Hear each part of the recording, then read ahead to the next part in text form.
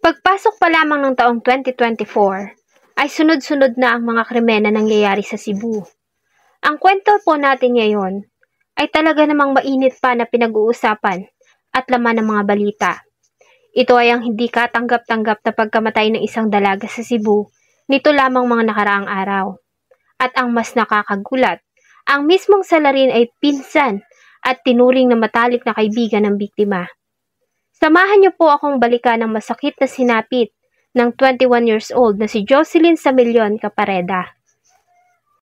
Bago ko po simulan ang ating story, sa mga bago po sa channel ko, please hit the subscribe button at pakipindot na rin po ang notification bell para ma-notify kayo pag may bago tayong upload na videos. Sa unang tingin ay makikita mo ang maamong mukha, matalino at punong-puno ng pangarap na dalaga. Kung titignan mo ang mga larawan nito sa kanyang social media, ay marami itong mga kaibigan, isang mabait na anak at mapagmahal na kapatid. Ayon sa mga magulang ni Jocelyn, noong January 14, 2024, nang ganap na alas 9 ng gabi, ay nagpaalam sa kanyang anak na si Jocelyn at kapatid nitong babae, kasama ang kanilang pinsan na si Jimboy, para magtungo sa isang gaganaping disko. Ito ay bilang bahagi ng kapistahan ng barangay sa kabilang barangay sa Anopog. At dahil nga may mga kasama, ay pinayagan niya ang dalawang anak. Lingid sa kanyang kaalaman na ito na ang huling beses na makikita niyang buhay si Jocelyn. Nang lumalim na kasi ang gabi, ay tanging ang kapatid na lamang nito ang umuwi ng kanilang bahay. Ayon dito, ay nagkahiwalay sila ni Jocelyn ng sinakyang motorsiklo. Tuluyan ang sumikat ang araw kinabukasan, ngunit walang Jocelyn Samillon ang umuwi sa kanila. Inakala ng kanyang ina na maaaring doon ito nagpalipas ng magdamag sa bahay ng kanyang lolo. Ngunit ganun na lamang ang kanyang kaba nang malamang hindi ito doon natulog. Sinubukan nilang tawagan ng cellphone nito, ngunit hindi na nila ito makontak. Tinanong-tanong na rin nila ang ilan sa mga kaibigan ng dalaga na kasama nito sa disco. Ngunit lahat sila ay nagsabing hindi nila alam kung nasaan ito. Maging ang nobyo ni Jocelyn ay hindi rin ito nakita. Dahil dito ay napilitan na silang dumulog sa tanggapan ng barangay para humingi ng tulong sa paghahanap. January 15, 2024, ng bandang alas 11 ng tanghali, ay nakatanggap ng tawag ang kapulisan ng Pinamungahan tungkol sa natagpuang wala ng buhay na katawan ng isang babae sa kanal sa Purok Kakao, Barangay Kamugaw, na sakop pa rin ng bayan ng Pinamungahan. Nang tunguhin nila ang lugar, ay dinatnan nila ang biktima sa kalunos-lunos nitong kalagayan. Natatakpan ito ng mga tuyong dahon ng saging.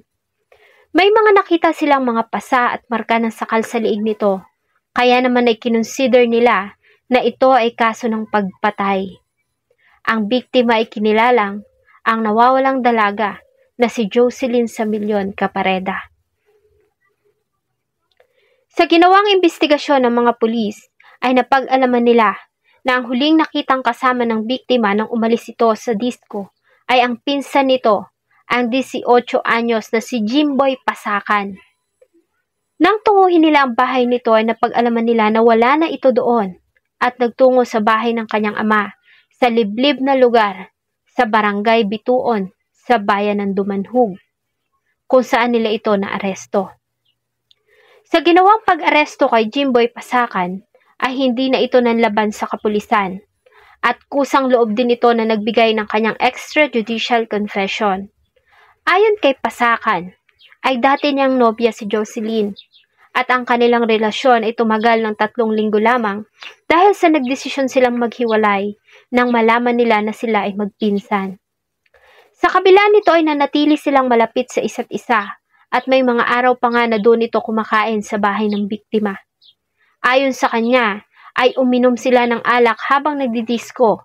At nang pauwi na ay magkasama sila ni Jocelyn na sa sinasakyang motorsiklo. Subalit dahil sa lubak-lubak at mabato ang daan, ay nagdesisyon sila na bumaba at maglakad na lamang pauwi. Ayon kay Pasakan, ay niyaya niya si Jocelyn para makipagtalik sa kanya. Subalit tinanggihan siya ng dalaga at tinakot na sisigaw ito kapag ipinagpatuloy niya ang balak. Sa galit, ayon sa kanya, ay sinuntok niya ito ng 3 beses sa sikmura hanggang sa mawalan ito ng malay. Dito na nga niya tinuloy ang nais. Matapos magtagumpay, ayon sa kanya, ay sinakal niya ang biktima hanggang sa mawalan ito ng buhay.